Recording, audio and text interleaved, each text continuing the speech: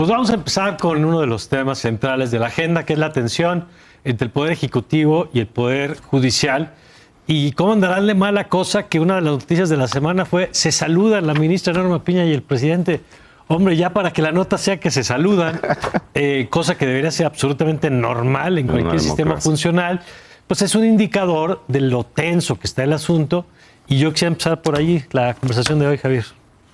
Ojalá fuera solamente anecdótico el que está tenso. Ojalá solo fuera un tema de salud, no salud. Exacto. La verdad es que ya empieza a sentir una gran rispidez, y no nada más en las formas, también desde la mañana con el Poder Judicial, desde la Cámara de Diputados también, porque el Tribunal Electoral del Poder Judicial Federal no quiso ir a explicar una sentencia a la Cámara de Diputados, y pues cómo van a ir a explicar una sentencia, sino también porque ya empieza a haber, digamos, propuestas, digamos, de legislativas que podrían ser muy dañinas para el Poder Judicial Federal como un equilibrador de poderes en nuestro país. Meterle mano al Poder Judicial desde el Congreso. Lo que aparentemente se está empezando a cuestionar, y lo han dicho en público varios senadores, es reducción presupuestal, que incluye quitar salarios a magistrados que ganan por una definición constitucional por arriba del presidente de la República, pero eso es la Constitución. Pero en la mañana el presidente y Pablo Gómez se quejaron esta semana de este tema. También tienen, y como garantía de independencia judicial, si tú haces tu carrera a lo largo de 20, 25 años de buena carrera judicial, cuando te jubilas, pues tienes una pensión vitalicia, también la quieren quitar. Y también los seguros de gastos médicos mayores también, que eso cualquier empresa te los da en México y en el mundo.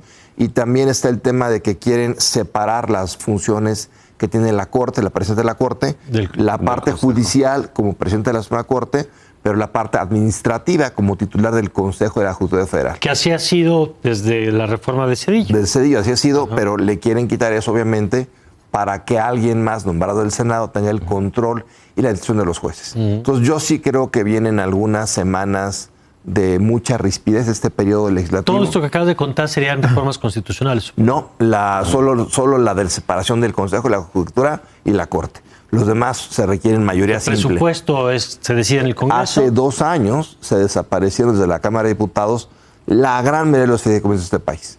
Solamente salvaron de las Fuerzas Armadas y los del Poder Judicial Federal, porque el entonces presidente Arturo Saldívar los defendió. Pero claramente van sobre esos, y habrá muchas luchas entre poderes, porque además viene esta lucha que también hablaremos, la reforma electoral del Plan B, que se verá en esos tribunales. Ahorita vamos a ir sobre ese tema. A ver, Claudio. Sí, son las narrativas de un conflicto anunciado. Le van a dar la medicina del INE, básicamente, al Poder Judicial. 3 relatos. Perder a Arturo Saldívar por el presidente sí fue, digamos, una pérdida clave para su proyecto de gobierno, para el López Obradorismo. Me parece que es innegable que Saldívar fue un ministro cercano que acompañó algunas de las iniciativas clave del presidente. Segundo relato, la llegada de Norma Piña, que pues le trae autonomía, independencia y una de esas hasta dignidad al Poder Judicial en términos de mostrar una cara, digamos, más autónoma, independiente, y sí, con estos efectos del relato negativo de no se saludan, no se para en el aniversario de la Constitución, la sientan en la orilla. Entonces, este nuevo perfil de Norma Piña me parece un perfil distinto al de Saldívar en términos de comunicación y digamos, perfil mediático. Y la ministra ha repetido sistemáticamente, por mí van a hablar mis sentencias, ¿no? Eso lo hemos visto. Y tercer relato al presidente, un presidente que no le gusta ninguna resistencia, obstáculo, limitación a su proyecto político, no las tolera, le molestan, y desafortunadamente así asume el presidente nuestro marco normativo, incluyendo la Constitución. No me vengan con que es la ley o que la ley es la ley. El desprecio de este gobierno a la ley ha sido evidente en múltiples ocasiones. Cito 3 rápidamente. Desde las campañas político-electorales anticipadas, ilegales de las corcholatas, la pretensión de cambiar el sentido de textos constitucionales a partir de normas secundarias, y también él mismo, me parece que él coloca la ley siempre a juicio de su propio juicio, de lo que es justo o injusto. Si el presidente no considera que es justa una ley, no tiene por qué acatar esa ley. Pareciera que ese es el mensaje que manda, y yo coincido contigo. Javier, me parece que vamos a ver claramente un conflicto más fuerte, porque viene incluso los grandes rumores del desacato. Realmente el presidente va a acatar en temas como que como el tramo 5 del No, a ver, es que hay muchos desacatos. Pero hay nada más, hay desacatos en obras públicas, hay desacatos en los medios públicos. Eso quiere decir en temas donde los jueces dijeron esto no se puede hacer y el gobierno tomó Se sigue haciendo. Bueno, el Tren Maya es lo más evidente de ese desacato crónico. Un desacato que viene en el ADN de Morena desde el desafuero. No olvidemos que el desafuero, con toda la torpeza que hubo en el manejo jurídico de aquello, era en esencia un desacato. Entonces, a mí me parece que el presidente de la República simplemente ya cerró la puerta a la interlocución con el Poder Judicial. Y eso es lo que va a permitir toda esta labor legislativa que va a ir erosionando la capacidad operativa y la capacidad táctica del Poder Judicial. Platicamos hace rato, Rafael, decías, el presidente ha colocado al Poder Judicial como un antagonista abiertamente. Mira, hubo un amparo en favor de liberar las cuentas de Cárdenas Palomino. ¿Por qué? Porque se hizo mal, el congelamiento se hizo mal sin darle vista al Poder Judicial, por una sola decisión de la UIF. Ya hay una jurisprudencia de la Corte que dice que eso no se hace así.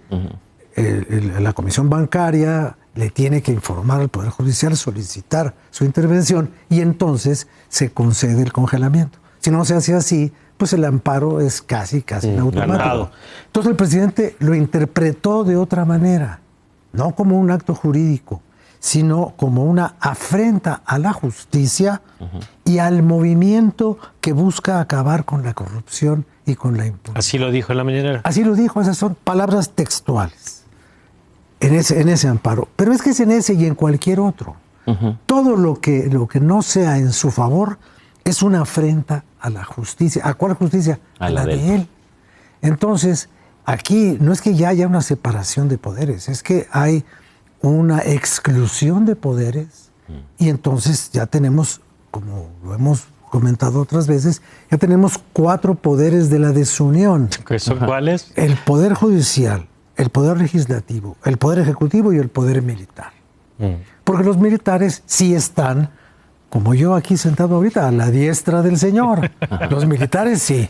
Ahora, Mario, y los demás allá, afuera. Nada más, cerrando este tema, en México sí es novedoso, yo te diría, desde mucho tiempo atrás, que se respetaba lo que decía el Poder Judicial Federal.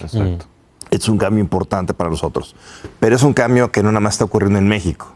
Tú te recordarás, Donald Trump no quería hacer caso a la sentencia de los jueces y lo obligaron los jueces allá. Bolsonaro, igual en Brasil, se negaba a acatar los jueces. El presidente Fernández y su vicepresidenta Kirchner en Argentina tampoco, hay pleitos abiertos. Entonces, es una tendencia en el mundo. No nos sorprendamos. Y eso por no hablar de los que ya han pasado. De los que ya pasaron. Pero el tema aquí es ver qué hacen las instituciones y qué hacen los jueces. Ahora, si se achican o no, pero es una tendencia, digamos, casi que sería continental. De acuerdo. Pero tú sabes, todos sabemos una cosa. El Poder Judicial no tiene poder. No tiene poder. No tiene poder. Digo, del poder son sus sentencias. O sea, es un poder que depende de la voluntad del Ejecutivo de cumplir. Es un poder no coactivo. El juez dice, usted le tiene que dar la pensión a su cónyuge porque usted el divorcio así lo dice. Y tú no lo haces. Entonces, el Poder Judicial va a la Procuraduría de Justicia para que ellos te obliguen. Pero si la Procuraduría o la Procuradora es tu comadre, se acabó porque el Poder Judicial está atado. Déjeme agregar esto que apuntaba ya Javier, porque en este escenario viene la madre de todas las batallas, que es la electoral. Y mientras más escuchamos, esta semana, por ejemplo, hubo una reunión en puerta cerrada de especialistas técnicos, con algunos consejeros, con algunos senadores, y les dijeron lo mismo que hemos escuchado en estos meses, está en riesgo la confianza en el proceso porque se le están aflojando los tornillos a la maquinaria y están quitándole piezas de tal forma que no va a haber certeza jurídica en las campañas, en el día de la jornada, en la instalación del proceso, en fin. Y ese tema, Javier, pues parece que en el Congreso ya no logran o no quieren o no quisieron frenarlo. Y entonces el tema otra vez va a ir a la cancha del Poder Judicial. Sí, va a ir a se van a aprobar las reformas sin ningún cambio en el Senado, La interrogante es cuándo va a ser esto. A mí me parecería que esta reforma va a ser después del 26 de febrero. ¿Por qué? Porque no quiere el gobierno que la gente que, digamos, simpatiza con el INE tenga un pretexto para salir a la calle el 26 de febrero. A la marcha del 26 que está convocando. Ajá. Entonces lo aprobarán un mes después para tratar de quitar, digamos, el pretexto para la marcha. Ahora, sí, todo el mundo ha reconocido que es una ley pues mal pensada, mal estructurada, que le va a causar un enorme daño no solamente al INE, sino a los institutos electorales de cada estado y a los procesos electorales. Está muy mal diseñada, muy mal hecha, muy mal pensada, con supuestos ahorros que son una parte minúsculos. Y todo este conflicto va a ir a tribunales, a juzgado de distrito, a la Suprema Corte, Tribunal Electoral. Va a ser, creo que en mucho tiempo, el mayor número de litigios sobre un tema, porque van a impugnar los funcionarios que van a correr, el INE, los ciudadanos. Va a ser un tiradero judicial.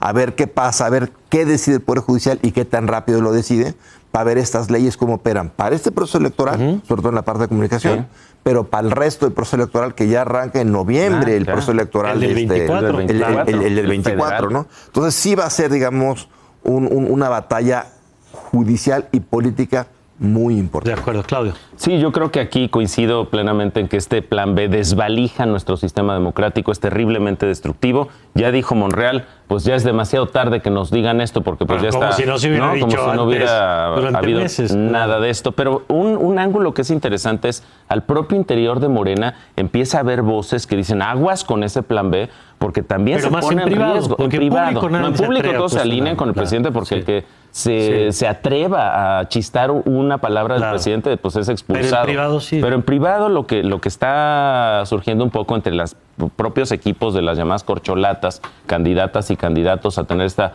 posición, esta candidatura de Morena rumbo a la elección federal, es el tema de ¿y quién nos va a alzar la mano, Javier? Nos va a alzar la mano una autoridad depauperada, tenemos un conflicto preelectoral terrible. Sí, exacto.